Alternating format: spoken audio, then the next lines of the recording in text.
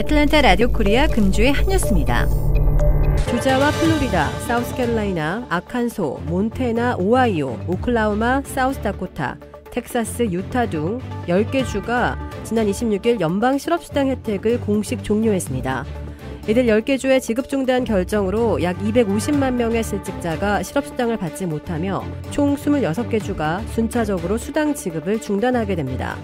10개 주 가운데 플로리다와 오하이오주는 $300의 추가 실업수당만 중단하지만 나머지 8개 주는 장기간 실업수당을 받았던 실직자와 프리랜서 등 자영업자에 대한 수당도 종료하게 됩니다.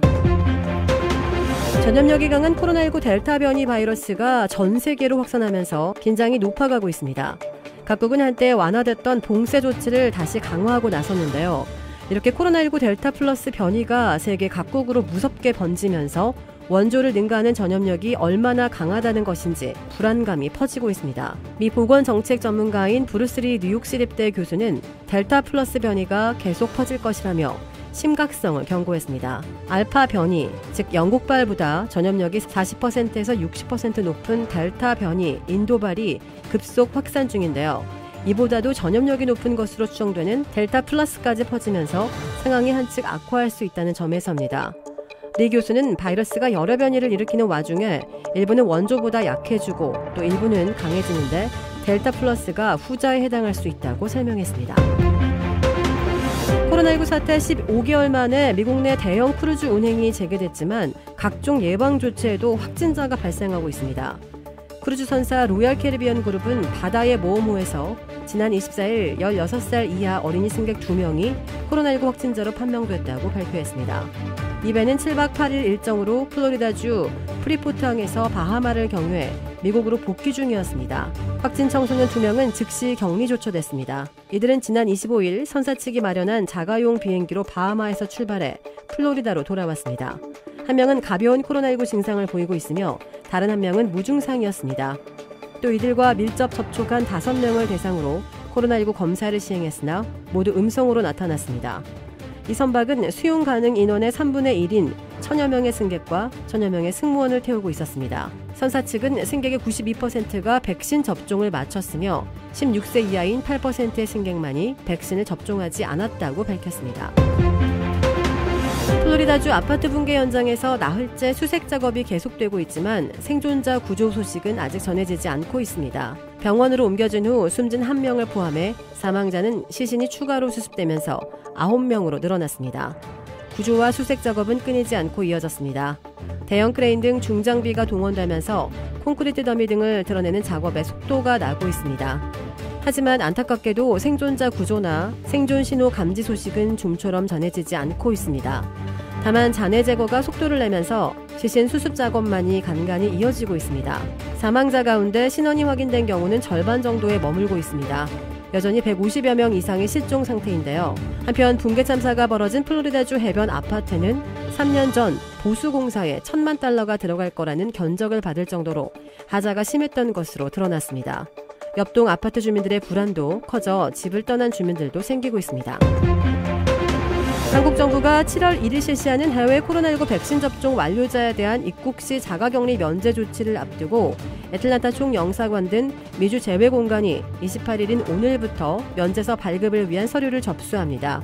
28일부터 30일까지 서류 접수를 할 수 있는 대상은 7월 1일부터 5일 사이 한국 인천공항에 입국하는 항공권을 예매한 한인들입니다. 자가격리 면제 신청을 위해 가장 필수적인 서류는 한국 정부가 제공하는 3개의 양식으로 자가격리 면제서 발급 신청서와 격리 면제 동의서, 서약서 등입니다. 뉴멕시코주 관광용 열기구가 송전선에 걸려 추락하면서 5명이 숨졌습니다. 지난 26일 오전 7시 30분쯤 뉴멕시코주 엘버퀴키 상공을 달던 대형 열기구가 송전선에 걸려 추락했습니다. 사고조사위원회에 따르면 열기구는 지상으로 내려오던 도중 송전선에 충돌한 뒤 불꽃을 일으키며 추락한 것으로 알려졌습니다.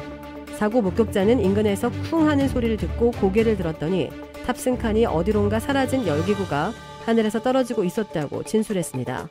이 사고로 열기구에 타고 있던 4명의 승객은 현장에서 숨졌고 조종사는 병원으로 옮겨져 치료를 받던 도중 사망했습니다. 팬데믹 사태에 따른 불경기에도 불구하고 미국민들의 재산은 지난해 가구당 10만 달러씩 13조 5천억 달러나 늘어나는 이례적인 현상을 보였습니다. 이는 30년 만에 최고치로 2008년 대불경기 때의 8조 달러 감소와 상반된 것이며 수조 달러의 정부 돈풀기, 부동산 가격 급등에 따른 재산 가치 상승, 주식시장의 화랑 덕분인 것으로 분석되고 있습니다. 파이자나 모더나 백신을 2번 다 맞은 사람들의 면역 효과가 수년은 지속돼 부스터 접종이 불필요할 것이라는 첫 연구 결과가 나와 희소식이 되고 있습니다. 코로나19 바이러스에 감염됐다 회복된 후 백신을 맞은 사람들은 평생 갈 것으로 예측된 반면 면역체계가 약한 노년층은 3차 부스터 접종이 필요할 것으로 보입니다. 미국의 전자담배 제조업체 줄랩스가 노스캐롤라이나주 정부에 4천만 달러를 지급하기로 했습니다. 이는 줄 측이 전자담배를 미성년자에게 판매하기 위해 다양한 판촉 행위를 해왔고 제품에 포함된 니코틴 함유량에 대해 허위 광고를 했다는 혐의로 2019년 주 정부가 제기한 소송에 대한 합의로 다음 달 관련 재판을 앞두고 발표됐습니다. 줄랩스는 젊은이들에 대한 자사 제품 판매 시 엄격한 규정을 준수한다는 데도 합의했습니다. 노스캐롤라이나주는 앞으로 6년간 받게 될 합의금을 전자담배 금연과 흡연 예방, 전자담배 연구 등에 사용할 계획입니다.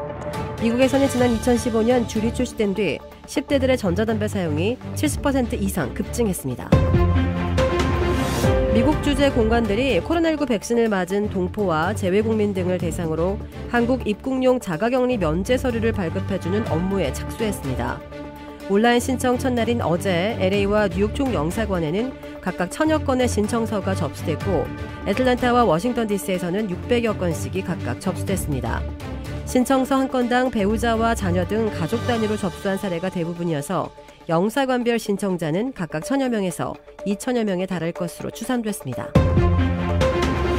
한국의 윤석열 전 검찰총장이 내년 대선 출마를 공식 선언했습니다. 지난 3월 4일 총장직 사퇴 이후 117일 만인데요. 윤 전 총장은 한국 시각 29일 서초구 매현 윤봉길 의사 기념관에서 기자회견을 열어 자유민주주의와 법치, 시대와 세대를 관통하는 공정의 가치를 기필코 다시 세우겠다며 이같이 밝혔습니다. 윤 전 총장은 공직에서 물러난 후 많은 분을 만났으며 한결같이 나라의 앞날을 먼저 생각하며 도대체 나라가 이래도 되는 거냐고 하셨다며 윤석열은 그분들과 함께하겠다. 산업화와 민주화로 지금의 대한민국을 만든 위대한 국민, 그 국민의 상식으로부터 출발하겠다고 다짐했습니다. 한편 윤석열 전 검찰총장은 부인과 장모 등과 관련한 의혹이 담겼다는 엑스파일 논란을 두고 검증은 합당한 근거와 팩트에 기초해 이루어지는 것이 맞다고 말했습니다. 윤 전 총장은 대선 출마를 선언하는 회견 후 기자들과 문답에서 출처 불명의 근거 없는 마타도어를 유포한다면 국민이 판단하실 것이라며 이같이 밝혔습니다. 엑스파일을 받느냐는 질문에는 보지 못했다고 대답했습니다. 한국의 삼성전자 임원으로 재직 중인 박지원 국가정보원장의 맞사위가 미국에서 마약류를 밀수입한 혐의로 기소돼 1심 재판이 진행 중인 것으로 뒤늦게 확인됐습니다. 어제 법조계에 따르면 서울중앙지법 형사합의 24부는 올해 4월 삼성전자 상무에 대한 공소를 접수했습니다. A상무는 2019년 5월 시애틀에서 한국으로 입국하면서 엑스터시와 대마를 밀수입하고 이를 같은 해 7월과 8월 두 차례에 걸쳐 투약하거나 흡연한 혐의를 받고 있습니다. A상무와 함께 서울 강남구의 한 모텔에서 엑스터시와 대마를 함께 투약하거나 흡연한 공범 B씨도 함께 재판에 넘겨졌습니다. B씨는 2017년에도 마약관리법 위반 혐의로 징역형의 집행유예를 선고받은 바 있습니다. A상무는 지난 18일 열린 공판기일에 법정에 처음 출석한 것으로 전해졌습니다. 삼성전자 임원의 현직인 A상무는 재판 중인 사실을 회사에 알리지 않고 최근까지 정상 출근한 것으로 전해졌습니다. 미국의 주택시장 과열이 더 심해지고 있습니다. 스탠더드 앤드 푸어스 코오로지 케이스 슐러 4월 전국 주택 가격 지수는 지난해 같은 기간보다 14.6% 급등한 것으로 집계됐습니다. 이는 1987년 관련 통계 집계를 시작한 이래 34년 만에 가장 큰 폭의 상승입니다. 역대 최저 수준의 주택담보대출 금리로 수요가 넘치는 가운데 시장에 매물로 나오는 주택이 크게 모자란 상황이 미국의 집값을 계속 밀어올리는 것으로 분석되고 있습니다. 10개 주요 도시 주택 가격 지수는 14.4%, 20대 주요 도시 주택 가격 지수는 14.9%가 각각 급등했습니다. 애리조나주 피닉스가 지난해 같은 달보다 22.3% 치솟아 23개월 연속 전국에서 가장 집값이 크게 오른 도시가 됐습니다. 애틀랜타는 12.3%가 올랐습니다. 최근 미 서부와 캐나다 서부 지역은 100년 만에 찾아온 폭염이 계속되고 있습니다. 캐나다 서부 브리티시 컬럼비아의 리턴 지역 기온이 현지 시간 29일 섭씨 49.5도까지 치솟아 사상 최고를 기록했습니다. 밴쿠버에서 동쪽으로 약 250km 떨어진 리턴 지역은 하루 전에도 47.9도씨까지 오르면서 최고 기록을 세웠습니다. 이 지역은 예년 이 시기 평균 기온이 20도 중반 정도로 크게 덥지 않았는데 올해 폭염이 나타난 것입니다.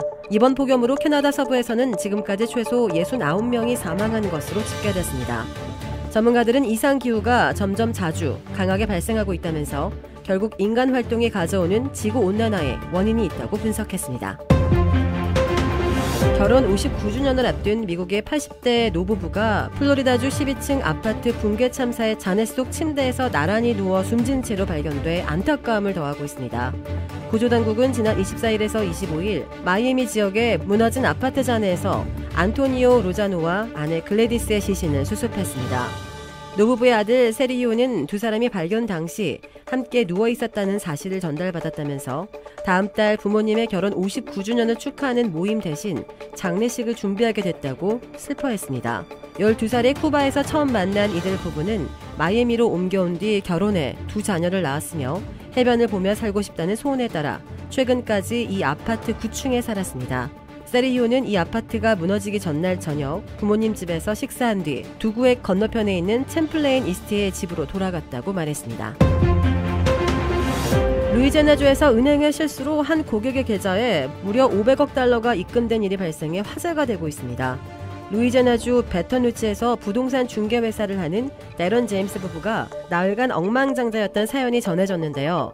보도에 따르면 데런 제임스는 지난 12일 퇴근 후 아내가 보여준 휴대전화의 통장 잔고에 500억 달러가 찍힌 것을 보고 깜짝 놀랐습니다. 그러나 곧 이 돈이 자기들의 소유가 아니라는 것을 알아챘고 고민 끝에 체이스 은행에 신고했습니다. 은행 측은 나흘 뒤에야 돈을 회수했는데 기술적인 문제로 일부 고객의 계좌가 영향을 받았다고 해명했습니다. 제임스가 나흘간 가졌던 돈은 포브스지 부자 순위 기준으로 전 세계 25위에 해당하는 액수입니다. 인도네시아 발리섬 앞바다에서 57명을 태운 페리선이 침몰해 7명이 숨지고 11명이 실종됐습니다. 현재 시각 29일 오후 7시쯤 발리 해협에서 조류에 휩쓸린 페리선이 출항한 지 30분 만에 가라앉았습니다. 사고 선박에는 승무원 13명과 승객 41명, 매점 종업원 3명이 탑승했습니다. 현지 당국은 현재까지 39명은 구조했지만 7명의 시신을 발견했고 나머지 실종자 11명을 찾고 있다고 발표했습니다. 일부 생존자는 몇 시간 동안 바다에 떠 있다가 구조되기도 했습니다. 현장에는 예인선과 선박, 보트 등이 투입돼 어젯밤부터 계속 수색을 진행 중입니다. 미최대의 기념일로 꼽히는 7월 4일 독립기념일을 맞아 사상 최대 규모의 여행 인파가 도로에 나올 것으로 보입니다. 7월 1일부터 5일까지 미국인 4,700만 명이 자동차로 여행을 떠날 것이라고 전미자동차협회가 전망했습니다. 독립기념일 연휴 기간 자동차 여행객 수는 2019년에 4,150만 명의 역대 최고 기록이었습니다. 협회는 올해 코로나19 탓에 만나지 못했던 가족과 재회하려는 수요가 겹쳐 최고 기록을 넘어섰다고 설명했습니다. 여행에 대한 수요가 급증하면서 자동차와 관련된 각종 가격도 뛰고 있습니다. 렌터카의 하루 임대료는 평균 166달러가량으로 2019년에 비해 140%나 급증했고 휘발유 가격은 1갤런당 3달러로 2014년 이후 최고 수준입니다. 또 미 연방항공청은 지난 24일 미국의 국내선 항공 교통량은 47,000대로 코로나19 사태 이후 최고치를 기록했다고 밝혔습니다. 연방항공청은 하지만 독립기념일 연휴 기간에는 미국 국내선 항공 교통량이 더욱 늘어날 것이라고 예상했습니다. 미투 운동의 여파로 유명 인사 가운데 처음으로 법정에 섰던 코미디언 빌 코스비에 대한 유죄 판결이 뒤집혔습니다. 펜실베니아주 대법원은 어제 코스비의 성폭력 유죄 선고를 기각하고 석방을 명령했습니다. 이에 따라 한때 미국의 국민 아빠로 불렸던 코스비는 복역 2년여 만에 자유의 몸이 됐습니다. 코스비는 지난 2004년 모교인 템플 대학 스포츠 행정 직원이었던 안드레아 콘스탄드에게 약물을 먹여 정신을 잃게 한 뒤 필라델피아 교회에 있는 자신의 집에서 성폭행한 죄로 2018년 9월 1심 법원에서 징역 3년에서 10년형을 선고받았습니다. 주 대법원은 코스비의 성폭력 혐의 자체를 부인한 것이 아니라 그가 공정한 사법 절차를 누리지 못했다고 판단했습니다. 데이비드 웍트 펜실베니아주 대법관은 코스비가 기소하지 않겠다는 전임 검사장의 약속을 믿고 사실상 자신의 유죄를 인정하는 증언을 했다고 설명했습니다.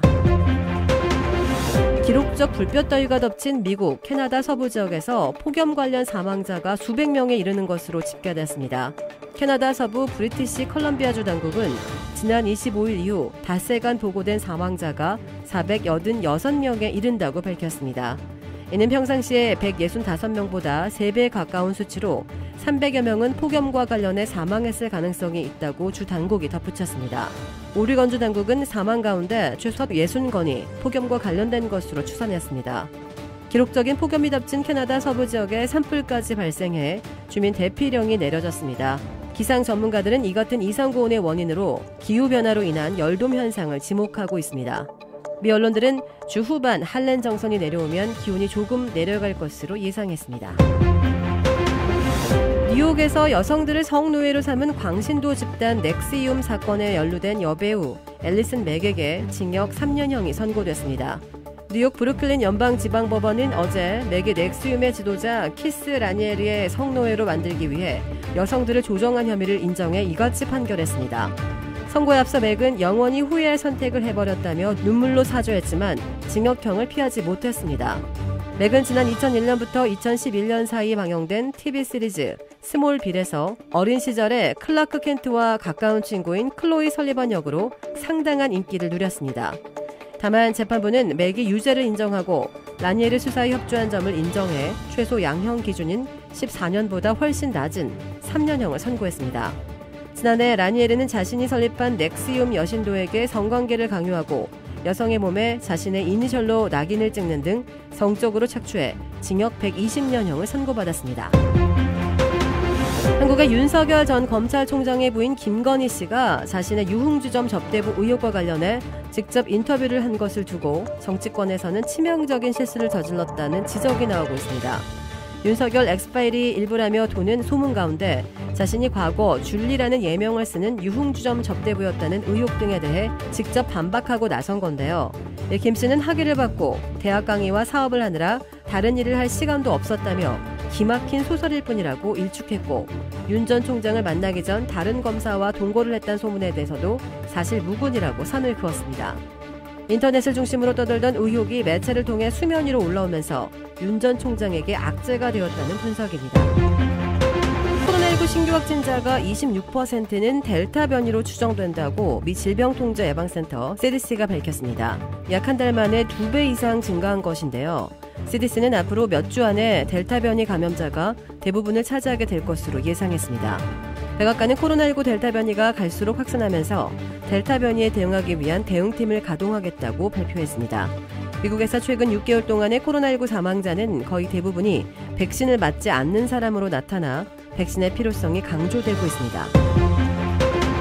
애틀랜타에 본사를 둔 칙필레이가 소비자 만족도 조사에서 7년 연속 1위를 차지했습니다. 소비자 조사 기관인 미국 고객 만족 지수가 최근 발표한 2020-2021 레스토랑 보고서에 따르면 칙필레이는 100점 만점 가운데 83점을 얻어 36개의 풀 서비스 및 제한적 서비스 레스토랑 체인 가운데 1위를 차지했습니다. 이어 도미노 피자가 80점으로 뒤를 이었고 KFC, 스타벅스, 파이브가이즈, 파네라, 피자헛, 치폴레, 아비스, 던킨, 파파존스 등 순이었습니다. 맥도날드는 70점으로 지난해에 이어 꼴찌를 차지했으며 잭인더박스, 웬디스, 파파이스, 소닉이 최하위권을 기록했습니다. 미국에서 항공기 수화물이 제 시간에 도착하지 못해도 요금을 환불하도록 하는 방안이 추진됩니다. 오늘 미 교통부는 승객들이 미국 도착 후 12시간 안에 또는 국제선 이용 후 25시간 안에 수화물을 받지 못했을 경우 항공사들이 환불에 나서도록 하는 정책을 준비 중입니다. 현행은 수화물이 분실됐을 경우에만 환불이 가능합니다. 또 비행기 와이파이 사용료 등 서비스를 이용하지 못한 경우에도 요금을 돌려받을 수 있게 됩니다. 정부 관계자는 이른 시기 내에 정책을 발표해 내년 여름에 제도가 시행될 것으로 내다봤습니다. LA에서 경찰이 압수한 2톤 규모의 불법 폭죽이 한꺼번에 터지는 사고가 발생해 17명이 중경상을 입었습니다. LA 경찰은 어제 폭발물 처리용 장갑 트럭에 실려있던 2.26톤 분량의 폭죽이 폭발해 경찰관 10명과 시민 7명이 다쳤다고 밝혔습니다. 경찰은 사고 당시 사제 폭죽이 시내 대량으로 반입되고 있다는 신고를 받고 현장에 출동해 3m 높이로 쌓인 폭죽을 압수했습니다. 압수한 폭죽을 폭발물 처리용 장갑 트럭에 실었고 이를 안전하게 처리하려고 했으나 원인을 알 수 없는 폭발 사고가 발생했습니다. 압수된 폭죽은 오는 4일 독립기념일을 앞두고 판매용으로 급조된 불법 폭죽과 중국산 불꽃놀이 제품이었습니다. 한국에서 불법으로 요양병원을 개설하고 요양급여를 부당하게 받아챙긴 혐의로 기소된 윤석열 전 검찰총장의 장모 74살 최모 씨에게 실형이 선고됐습니다. 1심 판결이지만 윤 전 총장이 최근 대권 도전을 공식 선언한 뒤 가족에 대한 첫 검증이어서 정치권에서 파장이 일고 있습니다. 의정부지법 형사합의 13부는 한국 시각 2일 의료법 위반과 특정 경제범죄 가중처벌 등에 관한 법률상의 사기 혐의로 기소된 피고인 최 씨에게 징역 3년을 선고하고 법정 구속했습니다.